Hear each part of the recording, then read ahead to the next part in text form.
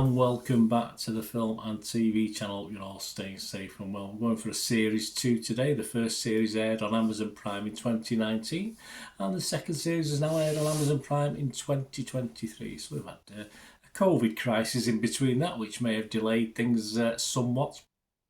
We're going to have a look at the second series of Good Omens. Please, if you're new to the channel, push that subscribe button, push the bell notifications, everything film and TV, information, vlogs, reviews like this, other people's opinions, not just mine. I'd like to give you my 2 pennyworth on these sort of things, but it's all about what other people are thinking as well.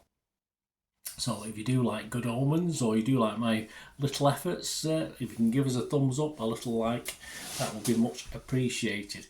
Yes, it started on the 28th of July 2023, and that's the day I watched it. I binge watched it, you know me, all in late morning and early afternoon.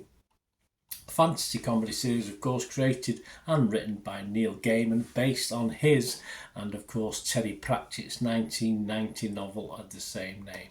This series 2 is about, well, it's about a naked archangel turning up at the door to the renegade angel I can never get his name right, Aziraphale's bookshop, with no memory of who he is or how he got there, and Aziraphale and retired demon Crowley lives become extremely complicated at this arrival. Heaven and hell are both desperate to find the runaway as Crowley and Aziraphale attempt to fix a human romance. Things become increasingly unsafe for them in the past and the present. Yes, we do get a bit of time jump in this. We do get a few back flashes back in times, which is quite interesting.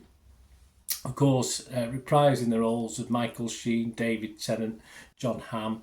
We've also got Shelley Conn and Miranda Richardson in this, plus a plethora. If you watch Number 9 or the old League of Gentlemen back in the day, obviously Mr. Pemberton, etc. in this as well, and certainly livened it up at one stage, that's for sure. So all these scores and comments are as at the 28th of July 2023.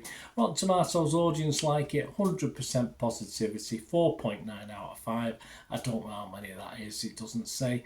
But the critics like it as well. There's 24 of them, alright, not a vast amount, but a 92% positivity with an average of 7.4 out of 10. I'll give you one good comment. Helen O'Hara from Empire magazine, she said it's aggressively quirky and sometimes overly cute, but there's too much acting talent in here for it not to be fun.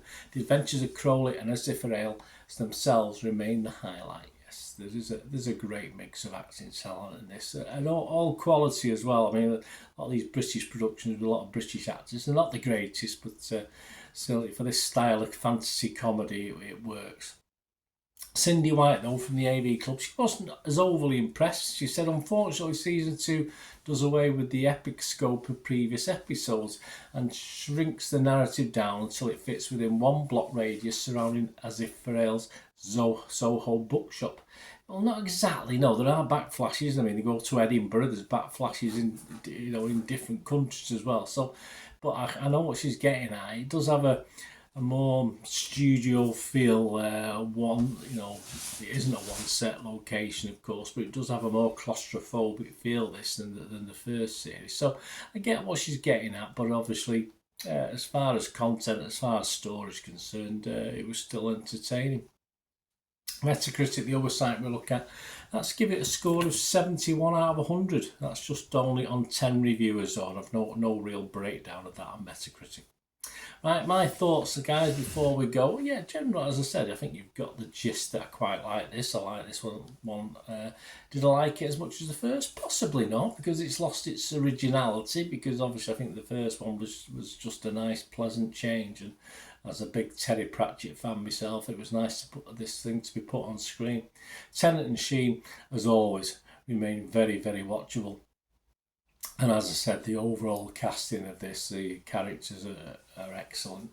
There's the main story, of course, a main gist throughout it, but we do get some nice little subplots. We get to know our heroes through time. I got a bit mixed up a couple of times when I sort of was distracted. I wasn't looking at the screen as to what time period we were in, but I'd say, obviously different haircuts, etc., etc. I mean, so that sort of made the difference. It's but as I said, it was it wasn't too complicated to catch up very, very quickly. It's simple, it's light, nothing clever in this. It's no bells and whistles with this one. A good fun watch, perhaps not laugh out loud particularly, but a few smiles along the way, and it was pleasant to be in the company of a very good cast. I think if you enjoyed the first series, as I said, it does lack the scope, as one of the critics said there.